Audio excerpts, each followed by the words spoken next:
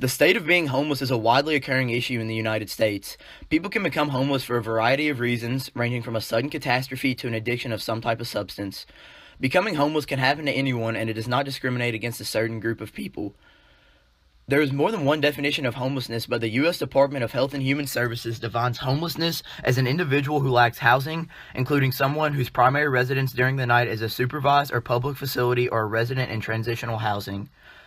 Kim Jago is the executive director and founder of Adrian's House and A Simple Path, both of which are nonprofit organizations. The night program is for homeless women, and they sleep there. The day program is for homeless men and women, and it's a kitchen program that trains them in skills, helps them find purpose and their way back out of homelessness.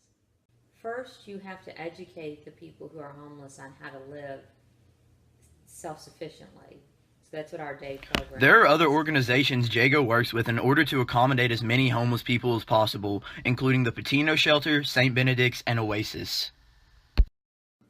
Patino, which usually turns away like 60 people a month. There is an emergency walk-in shelter that I think it sleeps like 15 to 19 people, and it takes children, but it's just emergency walk-in. So you get there at a certain time at night, you have to leave by the next day, and they sleep on air mattresses. Friday night we had an issue with one of our women, and she was not able to stay the rest of the evening in our facility, so Oasis took her for the night, and then she came back the next day. So we work really well with all the other facilities. It changes all the time. I mean, we have transitional people, permanent people, people just in the program. You know, our probably total capacity with permanent and transitional is maybe 16 in my particular program. Various factors can affect why someone could become homeless, as Jago explains in the following clip. The causes of it are mental illness. The causes of it are a breakdown of the family from a very early age, where there's no social skills or, you know, self-confidence, no building of how to act in society. Most of them are extremely damaged from abuse, mental, physical, and sexual. Education is a critical aspect of children's lives, and being homeless can have a drastic effect on the outcome of their future. It puts a strain on everything that's good for them and what they need. They get none of that, almost none of that. Their education, they don't have the support, you know, to get the education that they need and they sometimes want. They don't have the resources for health. They're seldom taken anyway to get health care, but it puts a strain on all of that, and putting a strain on it is putting it lightly. It's really typically more of it doesn't exist. So as a community, you should really emphasize to all people to get involved in this, because anything that the government does tend to throw at it is just a band-aid that doesn't do anything except make it worse.